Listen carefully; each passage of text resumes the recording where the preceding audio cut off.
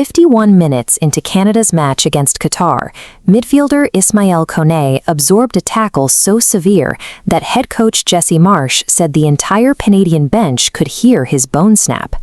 In real time, the collision looked like a standard foul. Referee Christian Garay initially issued only a yellow card, treating it as a routine stoppage. But the slow-motion cameras caught a much more violent interaction.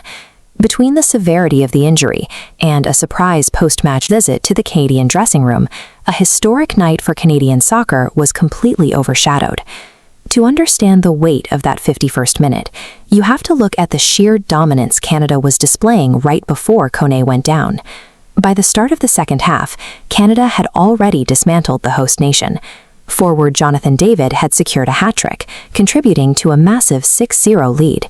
Qatar was reeling. They were playing with only 9 men after 2 separate red cards, including one upgraded by VAR for a foul on Tejan Buchanan. For the first time in history, Canada was on the verge of a World Cup victory, a result that put them level on points with Switzerland for a spot in the knockout stage. In less than an hour, a team that had never won a World Cup match was rewriting their record books in a blowout. The sudden silence that hit the stadium after the tackle contrasted sharply with the celebration that had defined the first half. When Qatari midfielder Assim Madibo went into the challenge, Koné's muffed leg was firmly planted on the turf at a vulnerable angle. This diagram shows the secondary motion the video assistant referee identified. While the live official missed it, the replay showed the full force of the slide driving into Koné's planted leg. The yellow card was immediately upgraded to a straight red. On the field, medical staff confirmed the injury was as bad as it sounded, fractures to both the tibia and fibula. Koné was stretchered off in an air cast while receiving oxygen. Despite the pain, he managed to wave to the Vancouver crowd, who responded with a standing ovation for the injured midfielder. As the medical team worked, Canadian forward Tejan Buchanan walked away from the huddle to comfort a distraught Madibo, who remained on the pitch with his head in his hands. Even in the middle of a high-stakes tournament, the immediate reaction from the players was focused on the human cost of the tackle rather than the scoreboard. After the match, coach Jesse Marsch called Koné a big part of the heart of our team, acknowledging that the squad was visibly shaken by the incident. This map illustrates Koné's role.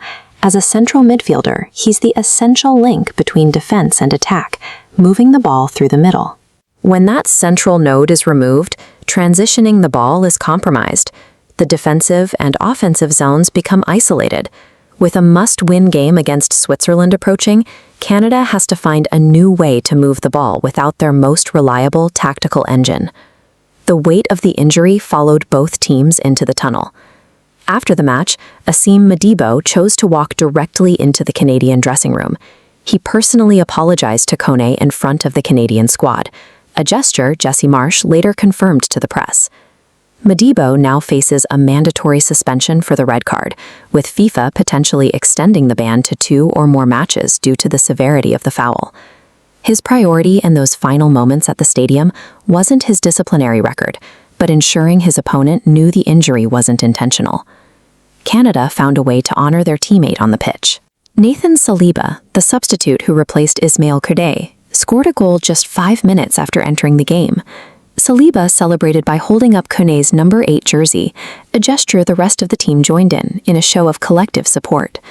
Koné has since undergone successful surgery and posted on social media that he intends to be back with the team as soon as possible. The 6-0 scoreline gave Canada its first ever World Cup win, but the night will be defined by the images of a substitute holding up a friend's jersey and an opponent seeking out a rival to say he was sorry.